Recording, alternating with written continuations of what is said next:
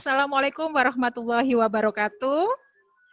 Semoga hari ini selalu semangat, melebihi semangat, dan semua sehat. Ya. Yel dari Budayanti masih ingat? Jangan dilupakan. MPL semangat. MPL yes. MPL is the best. Terima kasih. Oke. Baiklah, teman-teman semua. Hari ini sesi yang kedua ya, ini sesi dalam satu hari yang sesi kedua ini saya akan memandu pemaparan dari dua narasumber hebat ya, Kak Ajes dan Kak Ari. Ini kelihatannya Kak Ajes bersambung ini ya. Kak Ajes sudah istirahat ini, sudah meneguk segelas air. Oke. Kalau nggak puasa ya, oke. Alhamdulillah.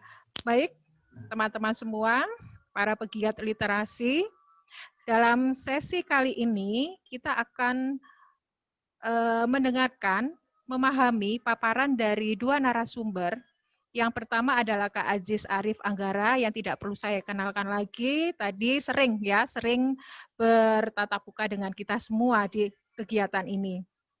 Nanti Kak Aziz akan membahas tentang bagaimana proses ruang belajar akhir dalam merancang layanan digital berbasis kebutuhan dan peran penerima manfaat. Berikutnya, bagaimana ruang belajar akhir merencanakan layanan digital. Bagaimana contoh praktek merencanakan layanan digital. Ya, nanti langsung disambung dengan narasumber yang kedua, yaitu Kak Ari Setiawan. Kak Ari Setiawan ini adalah peneliti peran perpustakaan dalam pemberdayaan masyarakat di RBA. Nanti akan dibahas bagaimanakah layanan digital RBA berkontribusi dalam pemberdayaan masyarakat, bagaimana layanan digital RBA mendorong masyarakat untuk berpartisipasi aktif dalam pengalaman berpengetahuan. Berikutnya contoh praktik yang memetakan dampak layanan digital RBA, ya, termasuk dalam pengelolaan lembaga RBA. Monggo Kak Aziz, kita langsung saja karena memang waktunya ini ya 30 menit ke depan bersama Kak Aziz, berikutnya 30 menit berikutnya adalah bersama Kak Ari Setiawan. Setelah itu nanti kita berdiskusi bersama. Ya, monggo Kak Aziz, dipersilakan. Baik, Bismillahirrahmanirrahim. Assalamualaikum warahmatullahi wabarakatuh. Waalaikumsalam warahmatullahi wabarakatuh. Saya izin share screen ya.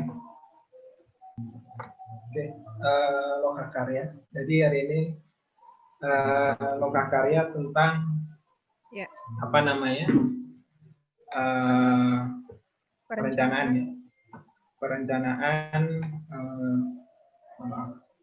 perencanaan layanan produksi pustaka digital. Dalam pustaka digital.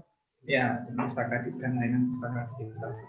Seperti itu. Mungkin sebelum saya masuk, saya menyambung closing statement daripada materi saya tadi bahwa kuncinya dalam dari apa yang saya pelajari tentang literasi digital adalah bahwa setiap masyarakat membutuhkan pengetahuan untuk menyelesaikan permasalahannya gitu. Terus kemudian bagaimana literasi digital ini berperan menyajikan pengetahuan tersebut seperti itu. Nah, masuk ke pertanyaan, lalu bagaimana merancang layanan digital berbasis kebutuhan dan peran penerima manfaat? Oke. Jadi saya langsung ke case kasus pada produk ya nih. Kalau tadi udah berbicara banyak tentang pengelolaannya, mungkin sekarang ke produknya digital untuk pustaka produk digital ini gitu. Yang saya ambil adalah yang saya ambil pertama, yang saya ambil untuk kasus ini adalah unggah ulas kegiatan dan juga pustaka suara. Gitu. Mungkin akan sejenak saya menyampaikan gitu seluk-beluk gitu dari kedua produk ini gitu. Sebenarnya apakah unggah ulas itu hanya sekedar mengunggah foto dan kemudian mengunggah narasi seperti itu? Ada beberapa hal di balik itu. Yang jelas memang tampaknya seperti itu. Sebenarnya tujuannya apa? Gitu. Dari segi lembaga, manfaat untuk lembaga, tujuan untuk lembaga adalah kita untuk merekam data. Selama ini kegiatan di RPA itu apa aja sih? Gitu. Biar kita bisa ngitung kita sudah bermanfaat atau belum. Biar bisa refleksi. Lalu kemudian untuk yang lain, untuk akuntabilitas kepada masyarakat, khususnya donatur ya, yang membutuhkan masyarakat yang memberikan dukungan kepada TPN. Gitu. Sebenarnya apa namanya kita sudah berjalan atau belum, sudah akuntabel atau belum.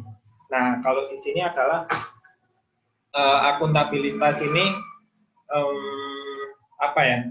Kenapa kok kemudian akuntabilitasnya foto dan kemudian narasi? Karena masyarakat memang secara umum kalau untuk pertanggungjawaban kegiatan lebih prefer pada kegiatannya ada nggak, gitu, bermanfaat nggak daripada laporan seperti itu. Lalu kemudian ini juga kita bisa menambahkan nilai-nilai pengetahuan kepada situ. Jadi orang yang membaca itu mendapatkan pengetahuan baru seperti itu. Lalu kenapa kok RPA menggunakan Instagram dan Facebook? Nah, kenapa nggak yang lain aja? Karena ini untuk yang Instagram itu memang dari segi pengelolaan dia bagus untuk foto-foto dokumentasi dan juga dia aksesnya sasarannya kepada masyarakat usia muda. Usia muda ini sering menggunakan Instagram. Lalu kemudian kenapa kok juga di Facebook gitu? Ya di Facebook ini daripada di Instagram memang dari secara fitur lebih lengkap. Tapi yang terpenting adalah segmentasi sasaran dari Facebook ini ya masyarakat yang dilayani di RPA biasanya kalau yang menggunakan Facebook itu biasanya mohon maaf ibu-ibu seperti itu, dan memang itu menjadi salah satu bagian dari pemangku kepentingan di RPA. Makanya menggunakan Facebook seperti itu. Jadi kalau tadi mungkin di paparan tadi adalah bagaimana kita menyajikan pengetahuan sesuai dengan kondisi penerimanya gitu ya. Mungkin kita bisa menggunakan ini. Kalau di RPA praktiknya seperti itu. Kenapa Facebook ya? Karena masyarakat ibu-ibu terutama peserta di RPA itu menggunakan Facebook sehingga itu lebih efektif untuk menyampaikan. Lalu kemudian apa sih alur unggah ulas ini? Sebenarnya kalau di RPA gitu ya, itu menjadi juga bagian dari mini riset, pelatihan belajar penelitian secara kecil gitu. Cuman secara umum memang rencana pengambilan data, jadi pengambilan gambar. Jadi dalam melaksanakan kegiatan itu kita perlu tahu sesi-sesi apa aja yang perlu diambil gitu, yang bisa menggambarkan kegiatan. Nah itu terus kemudian nama kegiatannya apa, tujuan kegiatannya apa, alur kegiatannya apa gitu, sehingga kita bisa mempunyai gambaran ini nanti akan seperti apa gitu. Baru kemudian kita ambil data, foto-foto saat kegiatan berlangsung. Terus ketika kita menulis ulasan yang sudah menggambarkan jalannya kegiatan itu tadi, dengan poin-poin itu bisa disesuaikan dengan kebutuhan lembaga, kebutuhan TPM dan juga pemangku kepentingan. Dan juga terakhir adalah unggah produk. Kalau di RPA prakteknya ke Instagram dan Facebook. Mungkin kalau dari masyarakat yang dilayan oleh TPM beragam ya bisa disesuaikan seperti itu. Itu untuk unggah ulas gitu contohnya. Lalu untuk produk pustaka, apa sih produk pustaka ini? Gitu. Nanti akan saya presentasikan juga produk ini. Nah, ini apakah produk pustaka itu sebenarnya program produksi, diseminasi, dan penggunaan pengetahuan dalam bentuk auditorial. Kenapa auditorial? Karena khususnya masyarakat difabel memang awal latar belakang programnya dari situ, itu kesulitan mengakses pengetahuan gitu. Karena memang secara umum pengetahuan itu terhampar secara visual. Coba kalau saat kita merem gitu ya, saat kita merem kita akan tidak bisa melihat apapun gitu, karena mungkin hampir 75% pengetahuan yang terhampar itu tidak kita ketahui, akhirnya nggak bisa menyelesaikan permasalahannya. Maksudnya melalui auditorial, seperti itu, audio. Lalu tujuannya kalau di RPA adalah merangkul masyarakat untuk memanfaatkan program ini secara apa ya, merangkul masyarakat untuk berbagi pengetahuan, menggunakan, terus kemudian menyebarkan dan juga memproduksi juga. Gitu. Terus mengapa pustaka suara ya yang saya sampaikan tadi, salah satunya yang lain adalah masyarakat Indonesia memang lebih kental dengan budaya dan lisan. Mungkin kalau cerita apa ya, salah satu contohnya adalah cerita dari turun temurun, tutur tinular seperti itu, dari orang tua dari generasi ke generasi, itu menjadi salah satu model transfer pengetahuan di masyarakat kita. Lalu jenisnya apa aja gitu. Jenisnya di produk pustaka ini ada buku suara, itu alih media buku anak yang bercerita, itu apa namanya, bisa ayah, bunda, atau anak-anak seperti itu.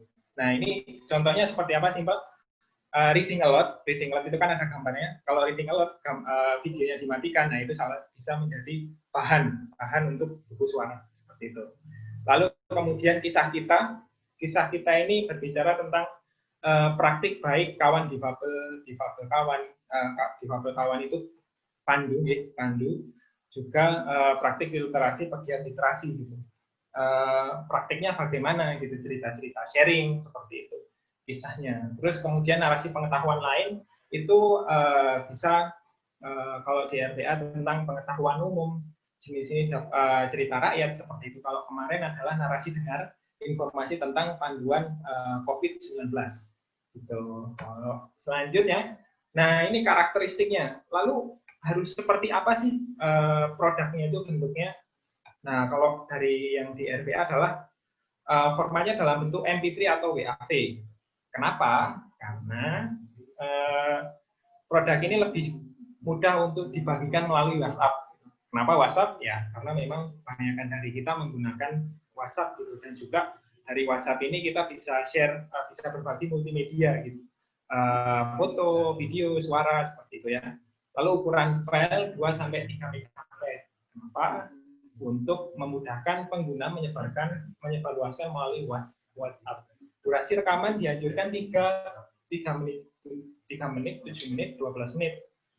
Karena waktu-waktu tersebut adalah waktu-waktu orang fokus gitu ya. Fokus pada menit-menit tersebut fokus. Lalu selanjutnya, prosesnya seperti apa sih untuk produksi pustaka suara ini? Yang pertama adalah menetapkan tema, mau nulis tentang apa. Nah ini bisa diambil dari kebutuhan masyarakat. Sebenarnya misal fenomenanya sekarang seperti apa, kondisi masyarakat ini seperti apa. Nah kira-kira masyarakat ini butuh apa, gitu. Tapi kendala yang dihadapi masyarakat itu apa. Nah itu kemudian ditetapkan temanya.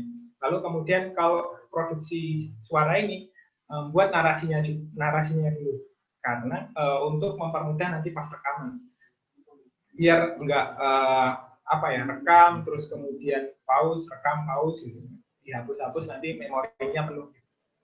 Terus siapkan alat dan tempat, gitu. Alatnya biasa bisa menggunakan gawai, dan juga tempatnya yang pasti sunyi. Terus rekamnya itu kalau memang dapat ya bisa direkam di tempat sunyi, terus kemudian nanti pakai fungsi pause untuk istirahat gitu. Terus kemudian sunting bila diperlukan. Sunting itu pakai editing, bisa menggunakan audio editor. Nah ini bisa tidak dilakukan dengan strategi narasi, penulisan narasi, dan juga perekaman yang memang pas, itu bisa jadi nggak perlu seperti itu. Nah oke, sekarang waktunya 30 menit ya Bu.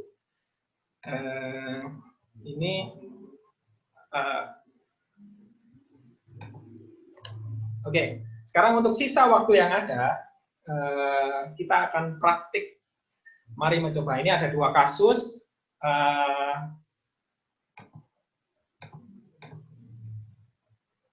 ada 2 kasus yang disajikan, yang apa namanya? Yang pertama ini adalah kasusnya donatur, apa ya? Biasanya di BBM ada donasi, terus kemudian donatur memerlukan informasi sebenarnya uang yang didonasikan itu buat apa aja sih, gitu. Lalu dan kemudian karena donatur sudah mendukung untuk kegiatan TBM, terus tahu bahwa pengelola TBM ikut magang pegiat literasi, gitu, itu perlu tahu gitu, apa sih dengan magang pegiat literasi itu apa sih manfaatnya seperti itu. Donatur butuh itu, permasalahannya itu. Lalu pertanyaannya adalah ada 2. Apa produk pustaka yang sesuai untuk kasus tersebut dan juga bagaimana, gitu. Lalu kedua, masyarakat di daerah yang Anda layani, yang Bapak Ibu baca, terutama menulis, gitu ya, itu rendah, gitu. Sedangkan kita membutuhkan pengetahuan ya, lagi-lagi pengetahuan untuk menyelesaikan permasalahan. Nah, saat kondisi pandemi ini, informasi tentang kesehatan itu penting, gitu. Karena saat kita tidak tahu, kita akan akan berisiko, memiliki risiko untuk tertular dan akhirnya kena kesehatan nggak bisa bekerja, akhirnya berdampak ke ekonomi. Nah, dan kemudian Anda resah dengan kondisi itu.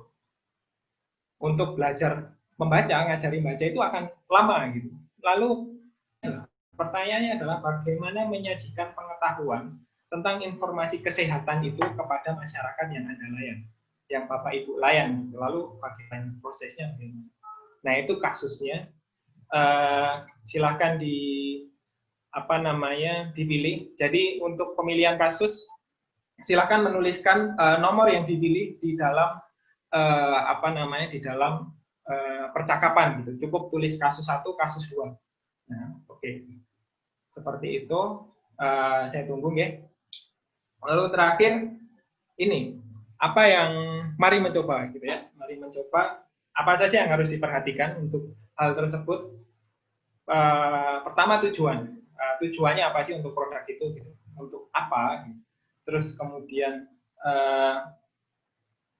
sasarannya itu untuk siapa, terus kemudian dengan sasaran itu butuh apa saja sih informasi yang perlu disampaikan atau pengetahuan yang perlu disampaikan gitu ya. Terus terakhir pustaka apa yang mau diproduksi, mau produksi apa gitu. Terus kemudian yang ketiga, media yang akan digunakan. Medianya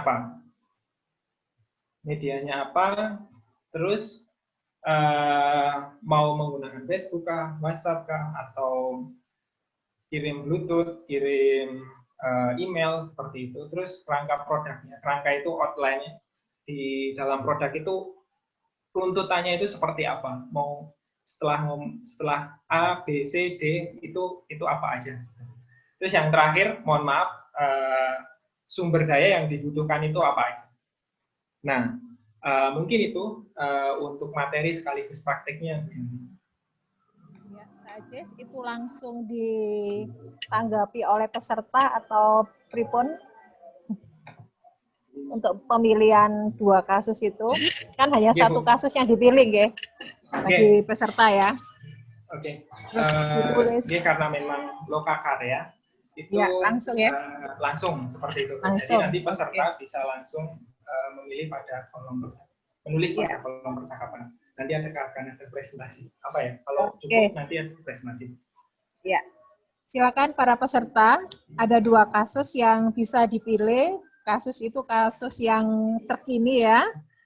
Silakan, setelah itu bisa menentukan tujuannya, poin-poin informasi pengetahuan yang akan disampaikan, pustaka yang akan diproduk ya hasilnya, media yang akan digunakan, serta kerangka produk digitalnya apa. Terus sumber dayanya di sini. Silakan para peserta, itu ditulis di kolom chat atau bagaimana Mas Ajes? Atau ditulis di masing-masing peserta dulu nanti disampaikan ngoten ta?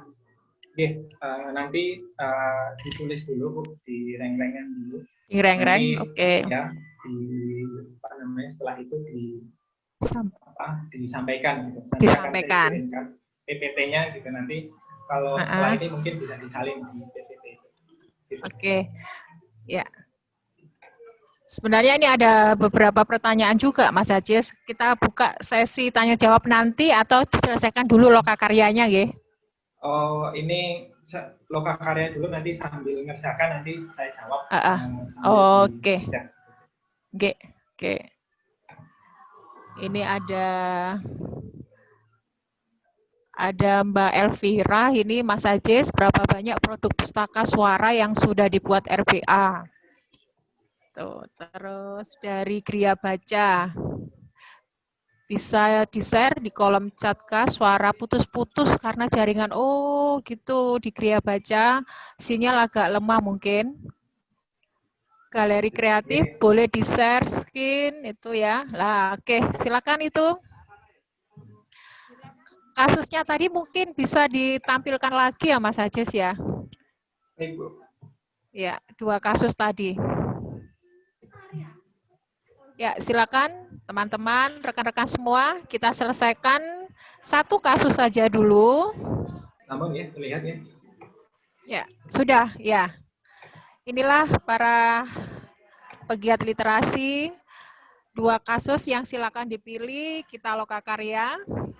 Kasus yang pertama, donatur yang memberikan dukungan pada TBM Anda memerlukan informasi tentang pelaksanaan kegiatan dan hal-hal yang Anda dapatkan selama mengikuti kegiatan MPL 2020 di Malang. Apa produk pustaka yang sesuai untuk kasus tersebut? Bagaimana Anda menyusunnya? Ya. Kasus kedua, masyarakat di daerah yang Anda layan memiliki minat membaca tulisan yang rendah. Dalam kondisi pandemi saat ini, informasi tentang kesehatan sangat penting.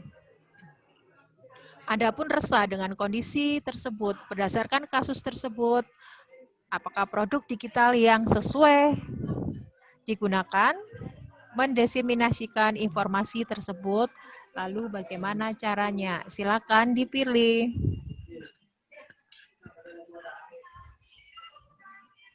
Sembari saya jawab nih untuk pertanyaan Bu Elvira, Ya. banyak produk pustaka yang sudah dibuat ini yang sudah dibuat. Mas Ajis, suaranya agak putus-putus ya, Mas?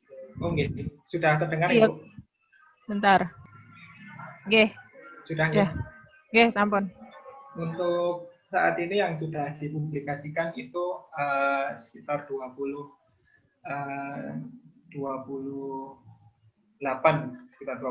produk. Oh, sangat banyak ya, Mas ya? 28, nggih. Duh, luar biasa. Akses juga di Instagram RPA, lewat di Facebook. Di situ ada link, ada tautan, lalu itu bisa di-download di Google Drive. Jadi bisa di-download. Adakah yang sudah selesai? Sambil menunggu, mungkin jika ada peserta yang masih belum paham, itu bisa tanya, gitu. Nah, ini juga akan saya mungkin diskusi ya, Bu. Oke, silakan. Silakan kita diskusi. Nah, ini juga saya izin share contoh untuk buku suaranya. Ya. Silakan bisa langsung bertanya, monggo. Adakah yang raise hand ya di sini? Bentar. Warna ruang belajar Majuah-juah, Yahoo! Ramutro di Pustaha Sawarana, ruang belajar akil. Di Pustaha Sawaraon, ruang ning pasahaton surirang olap, COVID-10 sia, rotuson hitarimang. COVID-10 sia, manang Coronavirus Disease 2019, adong margubak rak manang ponot pernapasan, nang dibain okup virus corona. Virus nion, mangkoronon halak nang tarmargubak, mangahap ngalian mohop, taruk dohot angis, borik aru-aruna, borit halombisna, borit hapalana, maronjat hosa, dohot gari hamateon, mulodaong di pamalum dohot sitong. Virus corona mararat marhite-hite tetesan geleng manang droplet. nang hudurus sian pamangan, igung, dohot badang nan laos, mandalop, tu badan halak na asing, tangan, marguitan, dohot marhite-hite barang-barang nang digunaon rappon. Virus coronaon martahan di bagas badan manusia saleleng 10 opat ari. Di baineido, molotar bali virus nion sasahalak mangarion masa 10 opat ari tu martahan dohot padalanon pangobatan. Sasahalak nang terbali virus coronaon naing mangahap pikas panahit adong ma parjolo badanion tarai ngalian moop huhut ruas badan di atas 38 derajat Celcius. Paduaon taruk dohot angus didongani borit aru-aru, patoluon borit halombis dohot borit ulu, paopaton maronjat hosa manang hagogotan mahosa. Akupni, sasahalak dapat diindikasikan terkena virus, molojolo hea mangahap hal-hal marihut. Hea berinteraksi fisik dohot namar sahit nang terkontaminasi, hea marlaonan tu negara na terbali virus corona, hea berinteraksi fisik dohot pinahan penular, tersongon haluang, bagudung bambu, unto, dohot hora di negara terbali. Hea manandangi manang markarejo di fasilitas hagompison nang marbogas dohot nomor sahit terbali virus corona. Dohot hea mangulaon perdalanan manang tading di huta nang terbali virus corona di Indonesia. Hita dapat mengotapi terinfeksi virus corona. Parjolo, tong-tong basuh tangan sasara taratur, sanggatagan dohot dung mangan, Nah, ini tadi contoh yang dari bahasa Batak seperti itu. Jadi untuk kami kerjasama juga kolaborasi dengan kenalan gitu yang ada di Batak untuk kemudian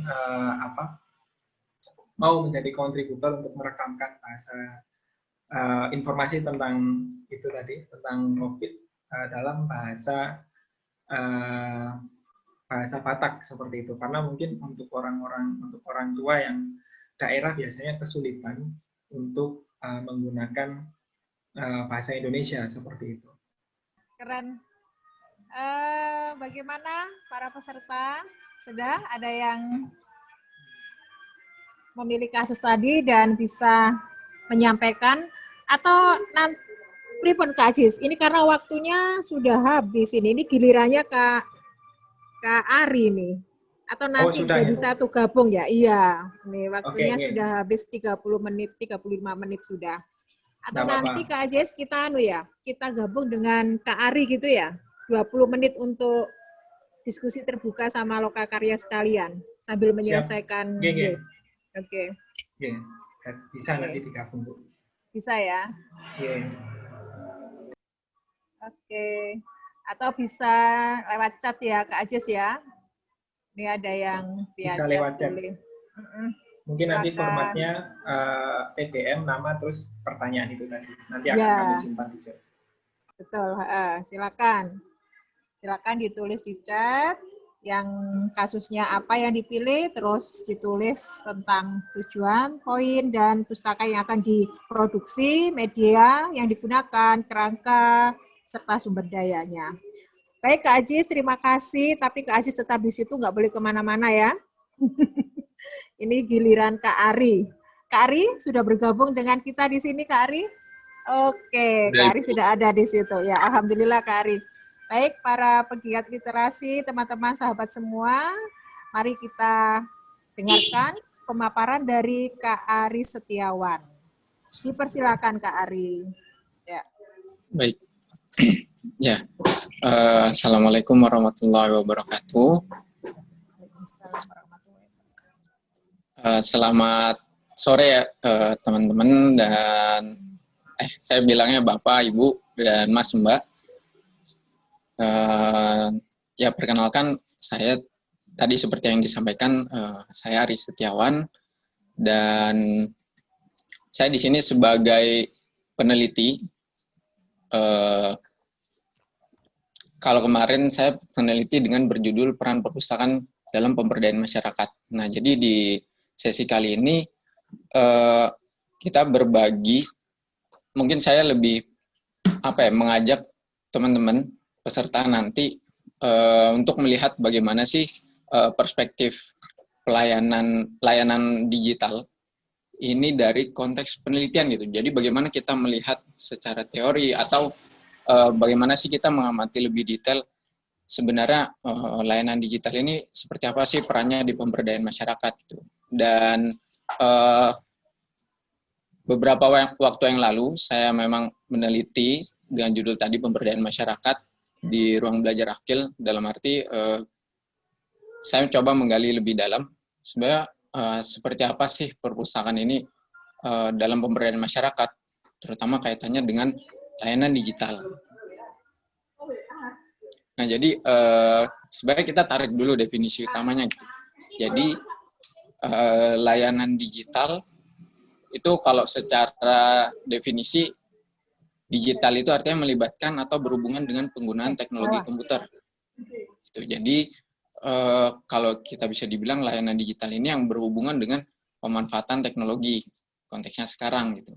Dan pemberdayaan itu sendiri proses, cara itu memberikan daya dan kekuatan kepada dan bersama masyarakat gitu. Jadi saya yakin semua TBM dan komunitas literasi yang sedang mengikuti magang pegiat literasi ini pasti punya proses dan caranya sendiri di tiap-tiap daerah gitu, karena beragam gitu.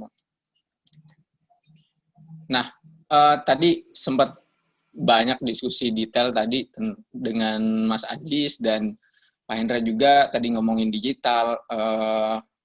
Tadi juga sempat Mas Adit bertanya juga menyinggung juga perihal gadget, sampai kapan sih anak-anak ini bisa menggunakan gadget gitu. Nah, kalau di sini kalau saya lebih pada merefleksikan, jadi sebenarnya lingkungan digital itu seperti apa gitu.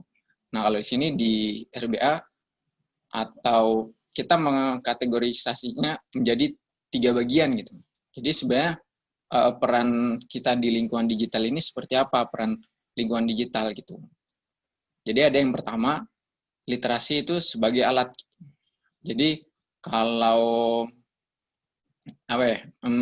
kalau misal teman-teman menggunakan WhatsApp untuk misal menggunakan HP-nya untuk mencatat saat ini gitu, untuk mencatat keuangannya dan lain sebagainya. Nah, itu berarti digital digunakan sebagai alat. Dan yang kedua, digital sebagai media. Jadi digital ini sebagai perantara gitu. Misal yang sudah jelas itu ada sosial media, tadi dijelaskan juga dari Mbak Febri, itu bagaimana giat kepenulisannya dilakukan melalui forum WhatsApp, melalui media WhatsApp. Nah, dari situ digital ini dimanfaatkan sebagai media, jadi kegiatan persebaran informasi. Jadi digital itu hanya sebagai perantara gitu.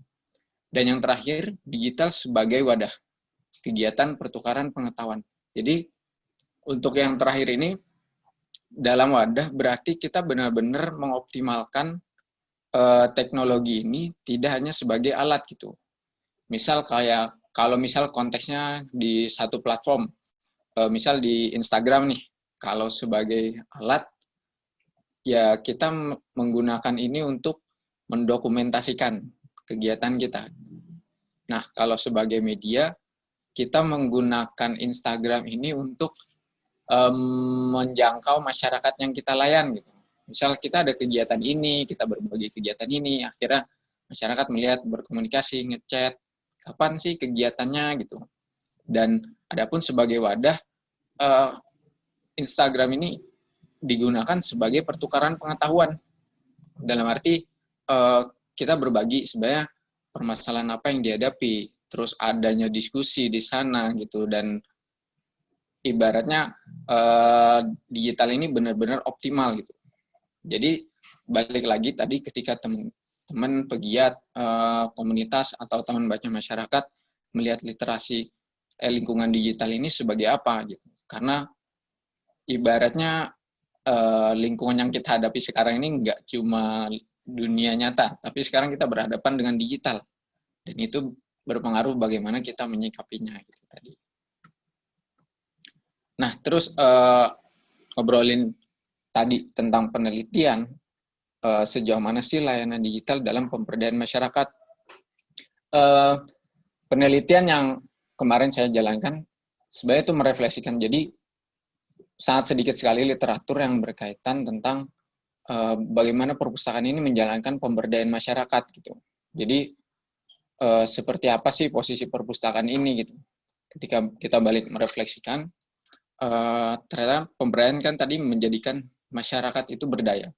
Yang notabene masyarakat itu adalah orang atau sekelompok orang yang tinggal di satu tempat dan ada perpustakaan di dalamnya.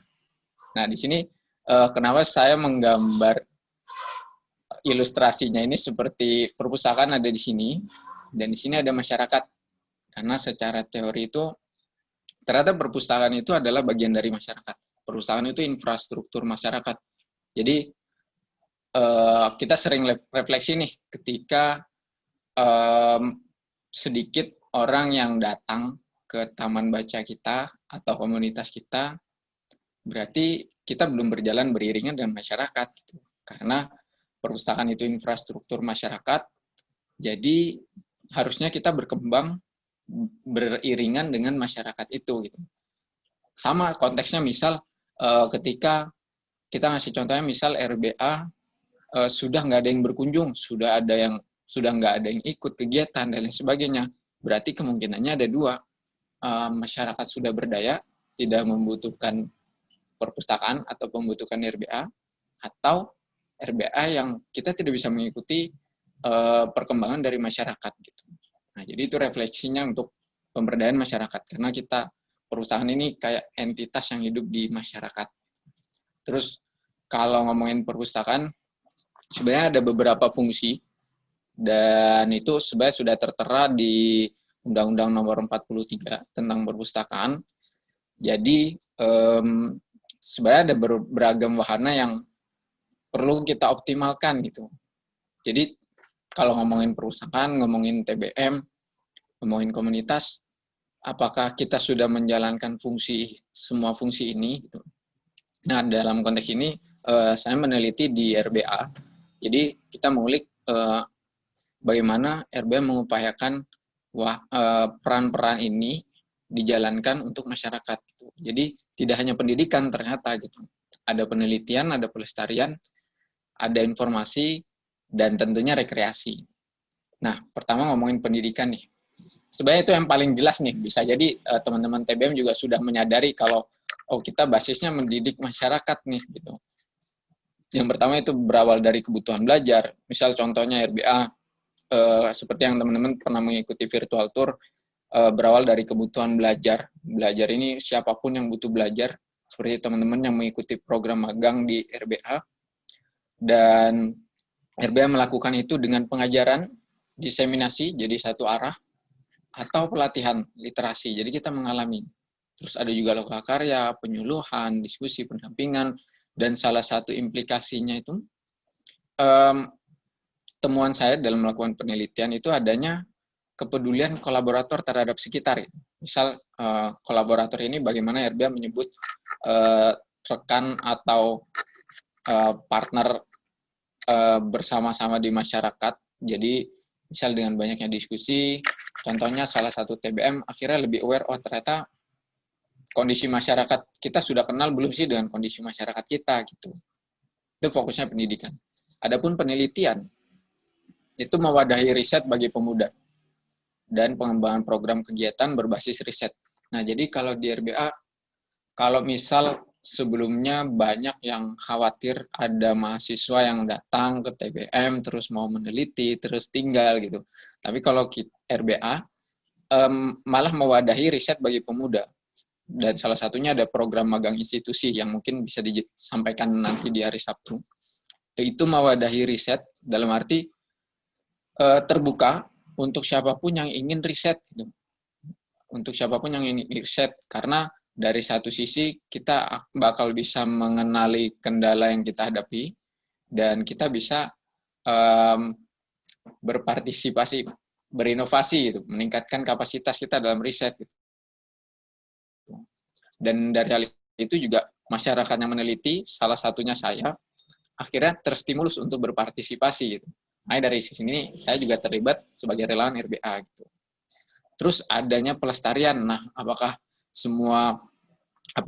teman-teman, Bapak, Ibu, Mas, Mbak sudah mungkin menyadari atau sebenarnya sudah menjalankan tapi belum menyadari wahana pelestarian, yaitu melestarian dan mengembangkan pengetahuan lokal dalam berbagai bentuk pustaka, tadi seperti yang disajikan Mas Ajis, bagaimana kita mengupayakan untuk melestarikan pustaka atau pengetahuan lokal ini melalui berbagai bentuk, salah satunya audio gitu. Dan melibatkan masyarakat tentunya. Jadi mereka mengalami langsung gitu. Terus juga yang wahana informasi sebenarnya sudah jelas karena kita kalau secara konseptual sebenarnya kita adalah lembaga informasi. Jadi kita gimana cara menyebarluaskan informasi ini untuk masyarakat dan di tiap-tiap daerah gitu pastinya. Dan yang terakhir sudah jelas dan pastinya banyak kegiatan dari teman-teman TBM rekreasi. Rekreasi ini kalau saya mendefinisikannya recreate. Jadi menciptakan kembali partisipasi dan interaksi terutama pelibatan orang tua dan anak dalam aktivitas belajar gitu. Itu salah satu temuannya. Nah, tadi setelah refleksi beberapa peran apakah sudah dijalankan atau belum gitu.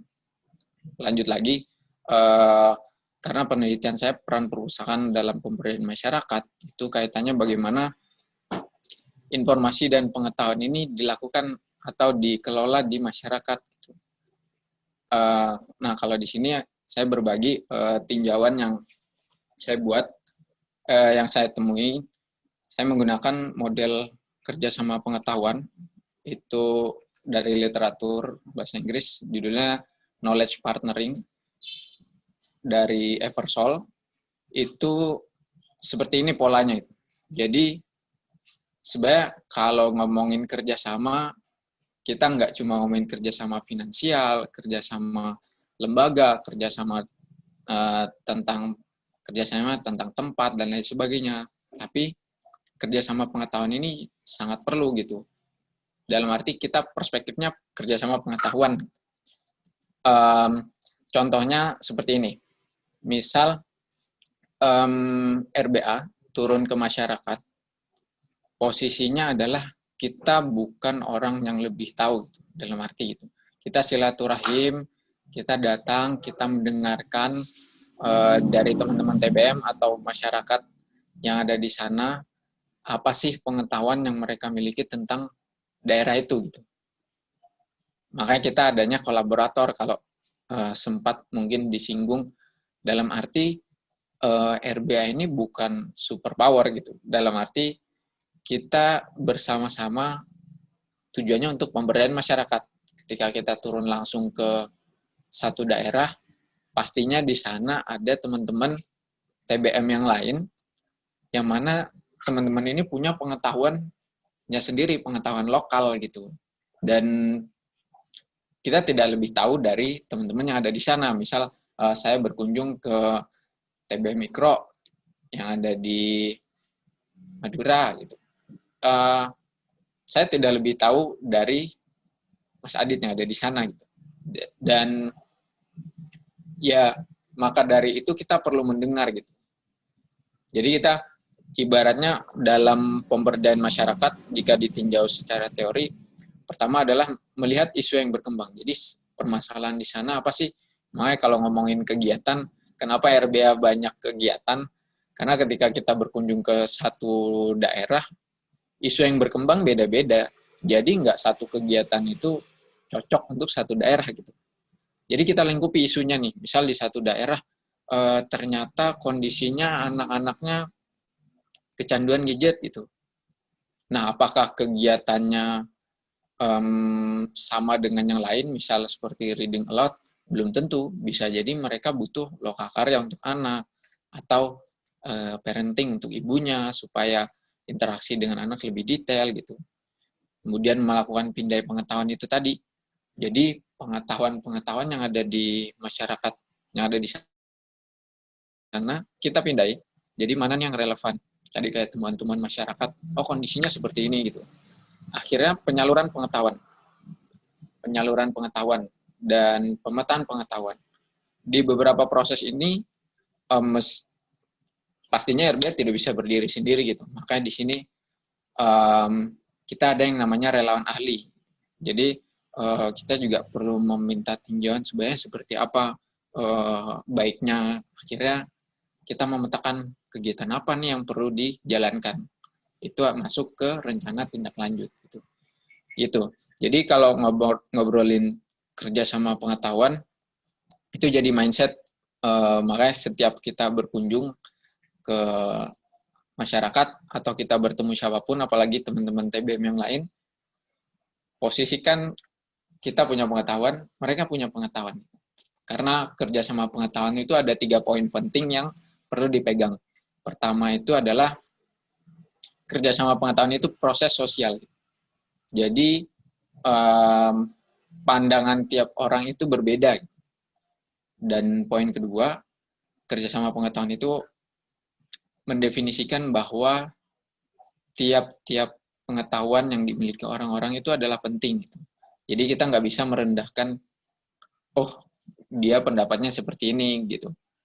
Belum tentu, bisa jadi ada hal-hal yang sebenarnya pengetahuan ini bermanfaat buat kita. Gitu. Jadi misal pun ada masyarakat yang mengkritik, kita coba cari sebenarnya apa di balik pengetahuan apa yang ada di balik komentar atau sentimen yang disampaikan oleh masyarakat gitu. Terus poin yang ketiga, katalisasi. Jadi kayak kita menggabungkan pengetahuan ini fokusnya untuk satu, untuk isu pengembangan itu gitu. Jadi bagaimana kita bisa berkontribusi gitu. Makanya ada kolaborasi. Dalam arti kolaborasi di sini adalah kerjasama pengetahuan gitu. Nah, mungkin dari beberapa hal tadi, semoga bisa merefleksikan sejauh mana sih TBM atau komunitas kita sudah mengoptimalkan fungsinya itu sendiri, dalam arti ada beragam fungsi, dan bisa jadi kita baru menyadari bahwa fungsi kita adalah pendidikan dan informasi saja, tapi sebenarnya ada fungsi-fungsi lain gitu, seperti penelitian, pelestarian terutama gitu, ataupun tentunya rekreasi gitu. Nah, mungkin itu saja sedikit pengetahuan yang mungkin bisa saya bagikan, dan pastinya dari teman-teman peserta punya pengetahuan yang lebih banyak lagi. Dengan adanya diskusi bisa jadi adanya pengetahuan baru gitu. Karena dengan adanya kerjasama pengetahuan itu bukan menjadikan kita punya pengetahuan yang sama, tapi kita dapat memecahkan masalah apa yang sedang kita hadapi gitu. Nah, mungkin itu saja. Ini beberapa gambar cuplikan yang mungkin pernah diikuti oleh teman-teman. Contohnya kayak lokakarya kelas suka bahasa Inggris, ada reading aloud, ada diskusi dengan praktisi ahli, khususnya di parenting, ada juga riset, kita melibatkan teman-teman magang, dan yang pastinya adanya kelas suka dengan dimana teman-teman berinteraksi langsung dengan anak-anak, walaupun melalui lingkungan digital. Demikian yang bisa saya sampaikan. Terima kasih. Wassalamualaikum warahmatullahi wabarakatuh. Waalaikumsalam warahmatullahi wabarakatuh. Terima kasih Mas Ari. Monggo teman-teman, penjelasan dari Mas Ari cukup padat dan singkat.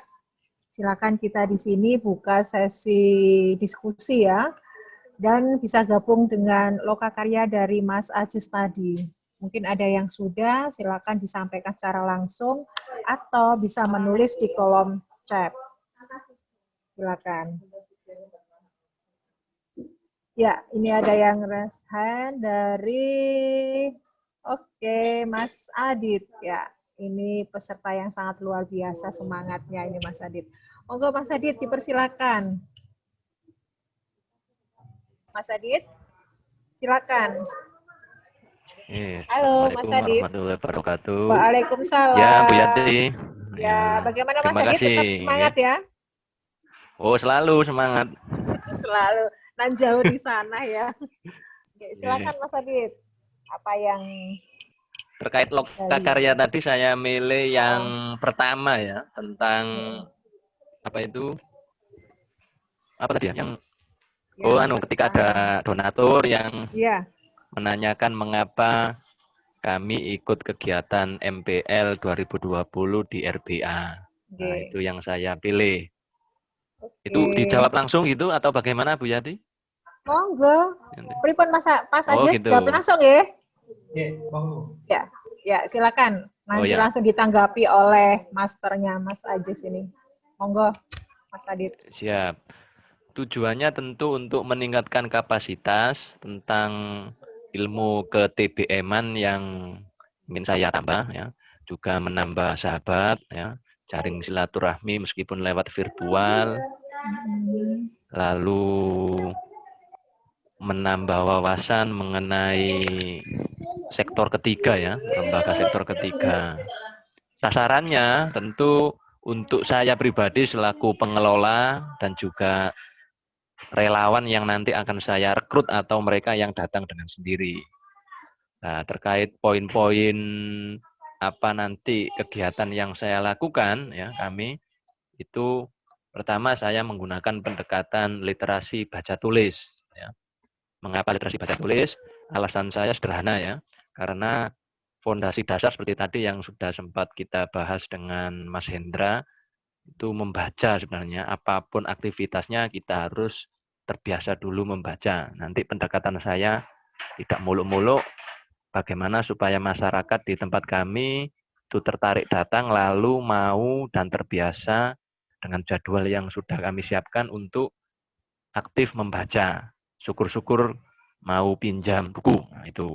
Kemudian untuk dokumentasinya tentu nanti pertama karena kita berada di daerah yang lumayan agak luar ya dibanding teman-teman yang lain, itu dokumentasi berupa foto yang bisa nanti saya unggah ke Facebook sama IG.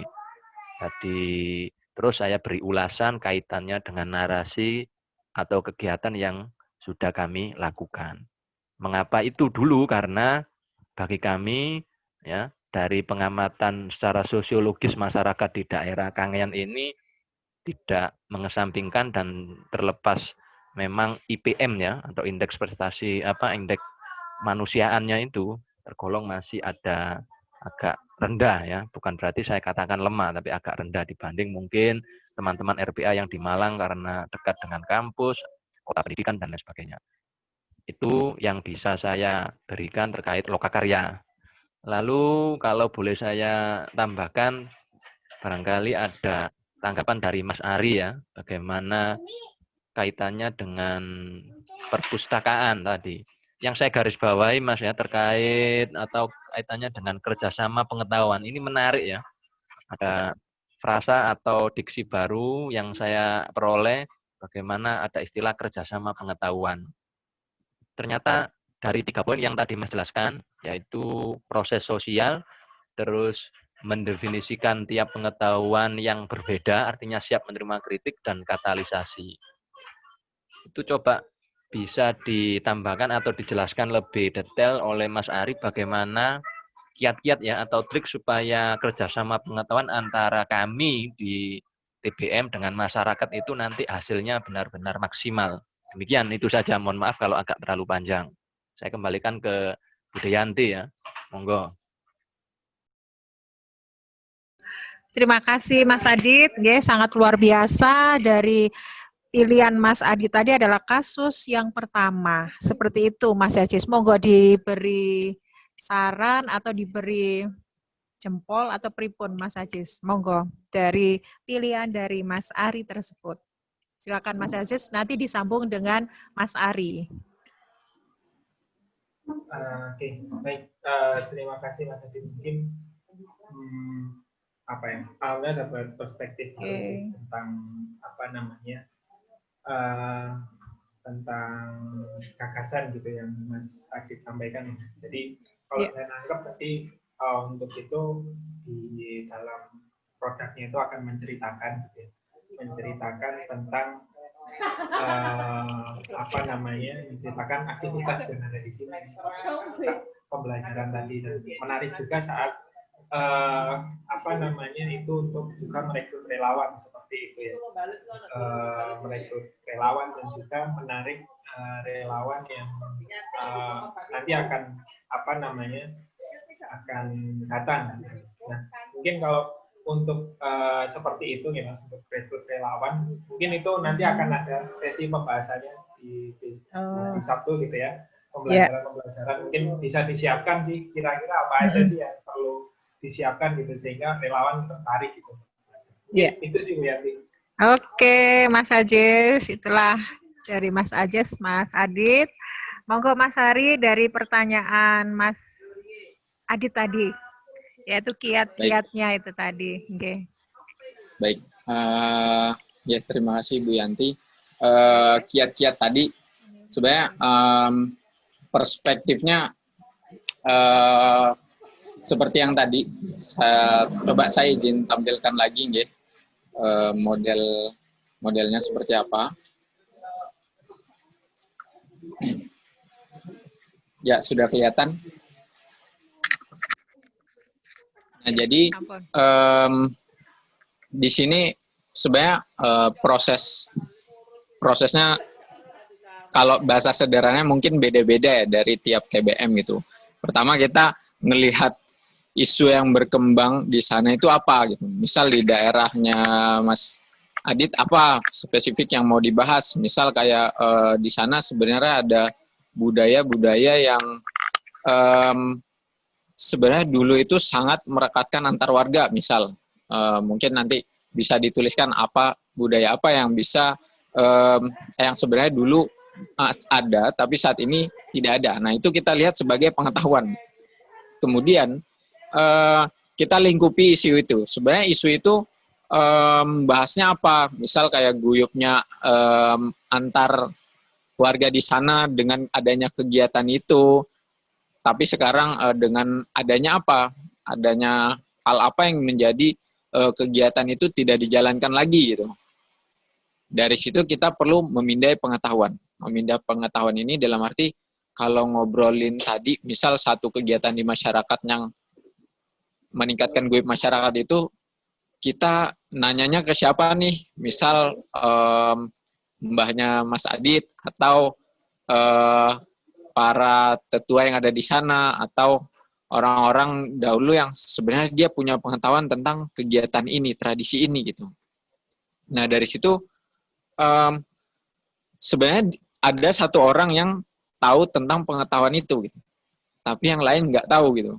Nah, terus itu adalah upaya bagaimana sih kita bisa menyalurkan pengetahuan itu gitu.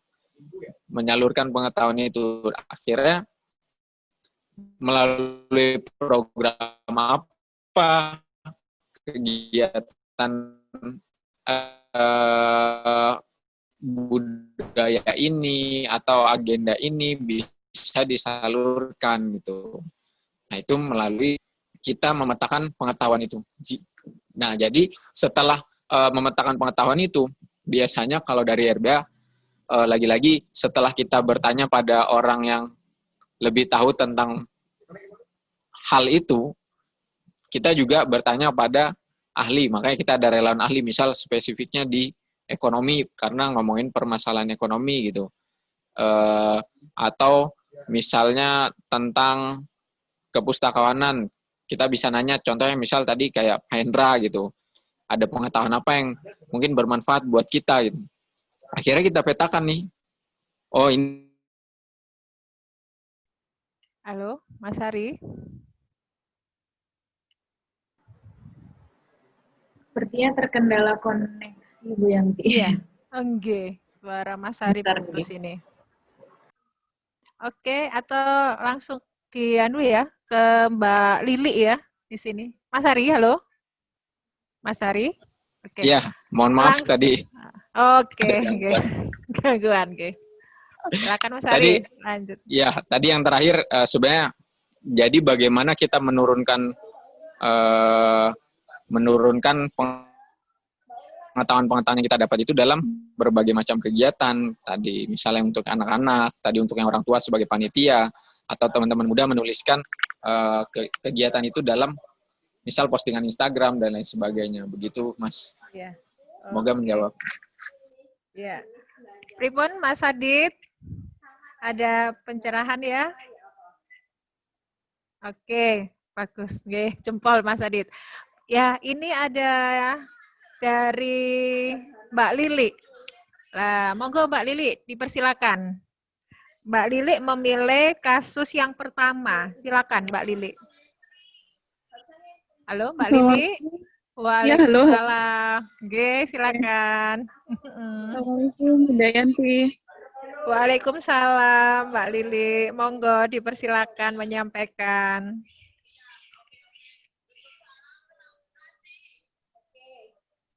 Ya, mohon maaf saya sama Kak Ari, apa kabar?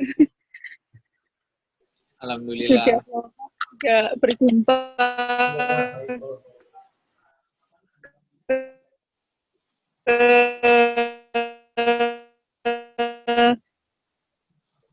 sampai Gento. Untuk tadi yang untuk kasus pertama, memang literasi digital. Mbak Lili, suara putus-putus nggih? Sinyal di sana lemang mungkin ya. Halo? Halo? Terkendala ini suara.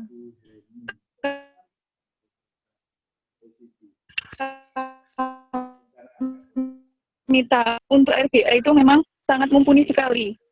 Jadi mesti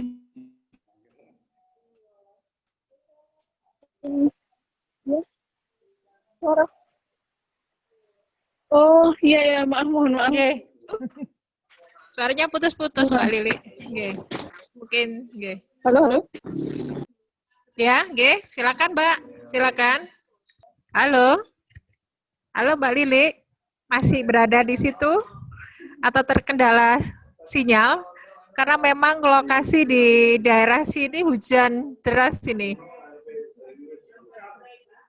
Oke, silakan Mbak Lili menulis di kolom chat nggih. Nanti bisa terekam oleh Mas Aziz dan Mas Ari. Ya, silakan. Halo? Terdengar suara saya Mas Aziz, Mas Ari? Karena di sini hujan deras. Jelas, Bu. Sangat jelas, Bu. Alhamdulillah. Ya. Ini ada lagi dari Sanggar Caraka, Mas Febri atau Mbak Febri ini ya. Monggo, dipersilakan Mbak atau Mas Febri ini. Mbak Febri. Mbak Febri, ya mohon maaf. Mbak Febri, kasus yang kedua Mbak Febri, silakan. Oh ya, silakan. Iya. Maaf. Ya. Untuk itu ya. Saya sambil lihat ini kerengannya. Ya, oke, silakan. Ya, tadi kan kasus kedua itu tentang edukasi tentang kesehatan di masyarakat yang minat bacanya rendah. Nah, ini saya membayangkannya itu masyarakat di sekitar kami. Jadi berdasarkan tadi tujuannya yaitu untuk mengedukasi masyarakat tentang kesehatan, terutama yang berhubungan dengan COVID atau pandemi saat ini. Kemudian sasarannya ya tadi masyarakat yang memiliki minat baca rendah, terutama kami di sekitar Sanggar kayak gitu.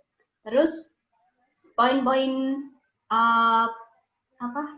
apa yang ingin kami sampaikan tentang pandemi itu apa sih, terus tentang COVID itu apa sih, terus bagaimana mencegahnya, kemudian apa yang perlu dilakukan ketika terjangkit, kemudian pola hidup sehat bagaimana, terus hal-hal yang yang sekiranya mungkin informasi yang simpang siur atau hoax gitu kami luruskan kayak gitu.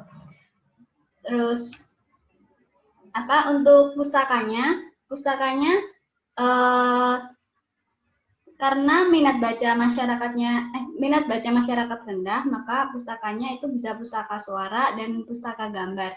Jadi pustaka gambar. Medianya sebenarnya kalau pustaka suara kan kayak di RBA itu kan bagus ya pakai podcast kayak gitu. Tapi kalau di masyarakat di sekitar kami itu kalau apalagi gini, saya memikirkannya kalau minat baca rendah itu biasanya kan bukan anak muda kayak gitu ya.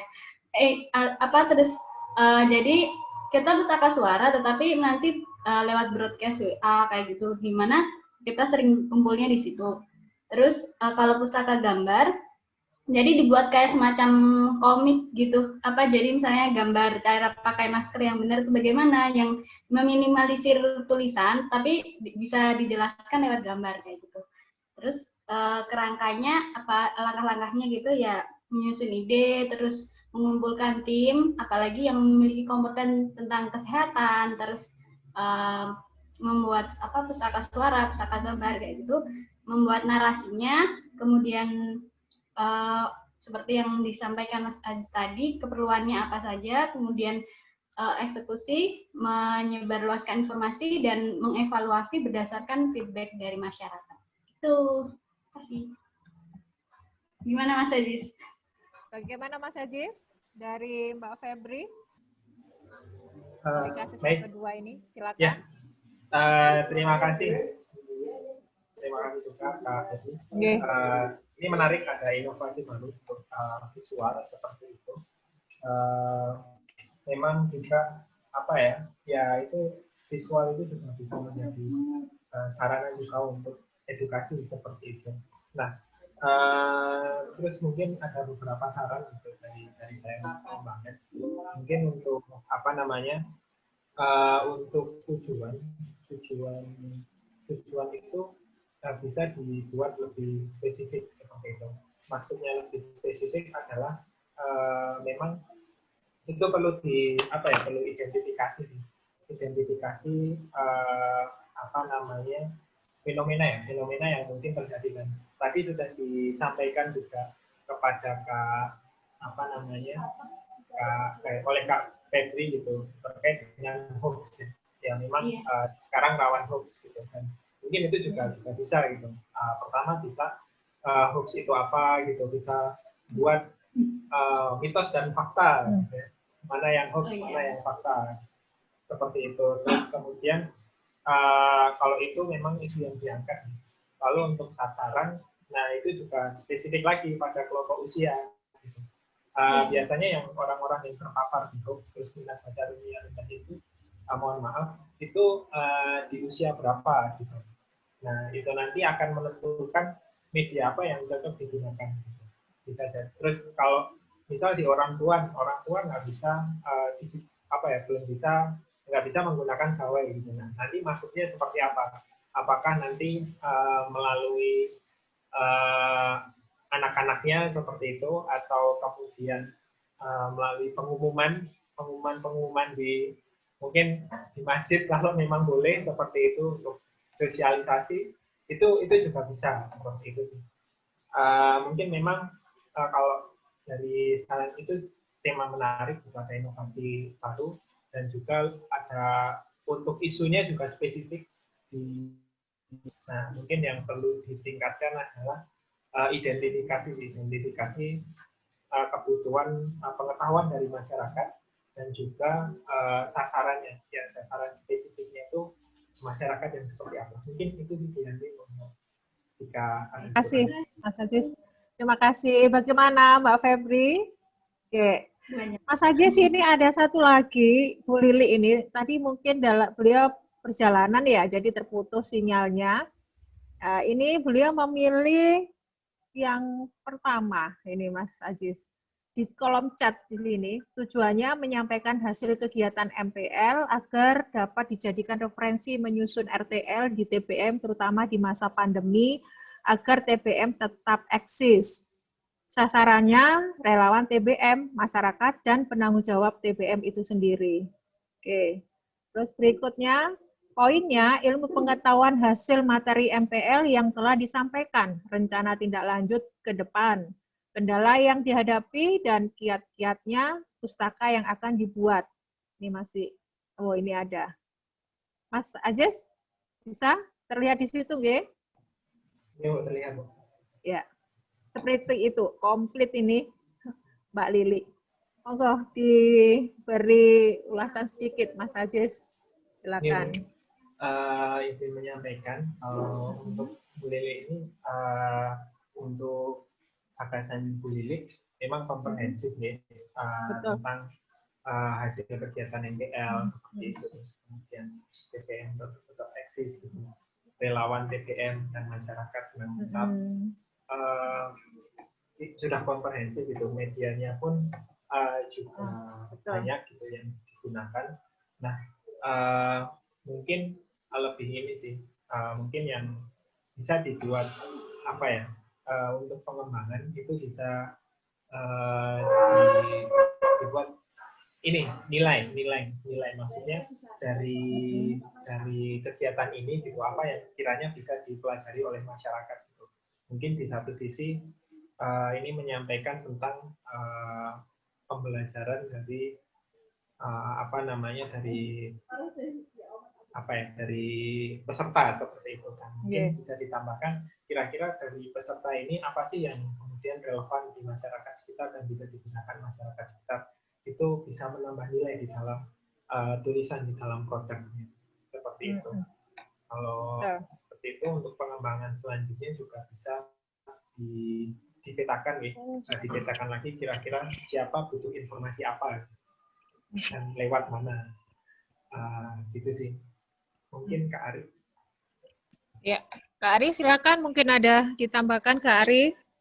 Ya, kalau saya mungkin dari perspektif yang tadi ya, kayak kerja sama pengetahuan, sebenarnya berbagi hasil dari magang pegiat literasi ini sebenarnya juga salah satu jadi perantara kerjasama pengetahuan kalau saya bilang. Jadi teman-teman sudah dapat kayak lembar aktivitasnya, teman-teman sudah dapat dokumennya, teman-teman sudah mengakses sesi-sesinya. Sebenarnya itu bisa dibagikan gitu, dalam arti entah nanti membagi pengetahuannya melalui bentuk video tadi jelas atau dokumen, kemudian tapi untuk lebih komprehensif itu memang perlu diskusi, dalam arti teman-teman yang sudah mengikuti magang ini sudah punya pengetahuan. Nah, kita bertemu dengan masyarakat, rekan kita satu komunitas yang punya pengetahuan yang berbeda, akhirnya kita menyampaikan, mereka mendengarkan, mereka juga berpendapat. Akhirnya dengan adanya diskusi itu, bagaimana penerapannya di TBM teman-teman. Sebenarnya itu salah satu model bagaimana kerjasama pengetahuan ini dilakukan gitu. Jadi kita sudah bawa nih setelah magang ini punya pengetahuan yang kita bawa. Gitu. Mungkin tadi seperti yang disampaikan di model tadi, gimana cara kita lebih spesifik hal mana nih yang mau kita pecahkan terlebih dahulu di masyarakat di sekitar kita gitu. Makanya tadi memang perlu ada diskusi karena bisa jadi teman-teman yang ada di rekan kita, masyarakat di sana punya pengetahuan yang itu bermanfaat untuk menjadi sebuah kegiatan-kegiatan khusus di TBM teman-teman. Mungkin gitu. Oke, seperti itu para pegiat literasi.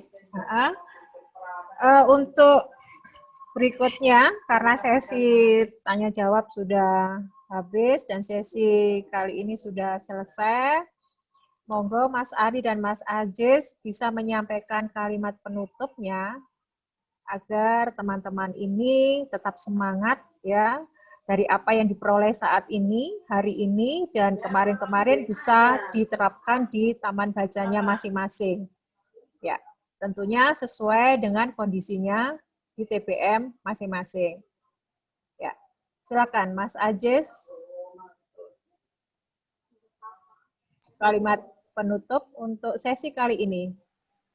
Mas Ajis atau Mas Hari dulu, silakan. Mungkin Mas Hari dulu. Silakan. Oke, kalimat penutupnya. Oke. Baik, terima kasih banyak Ibu Yanti. Tadi sebenarnya setelah ini mungkin saya akan bagikan dokumen yang saya presentasikan supaya mungkin bermanfaat buat teman-teman yang lain untuk memetakan sebenarnya kita sudah menjalankan peran apa dan bagaimana sih melakukan kerjasama pengetahuan di masyarakat, dan pastinya